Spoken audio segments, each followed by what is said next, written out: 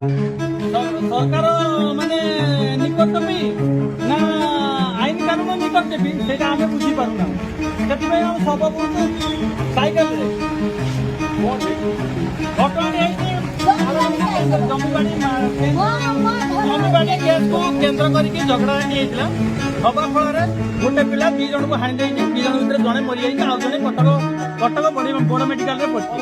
କିନ୍ତୁ ଏ ପର୍ଯ୍ୟନ୍ତ ଥାନାବାଲା ଆସିଛନ୍ତି 2 ଥର ସତ, କିନ୍ତୁ କୌଣସି ମାନେ କାର୍ଯ୍ୟାନୁଷ୍ଠାନ ଗ୍ରହଣ କରିନାହାନ୍ତି।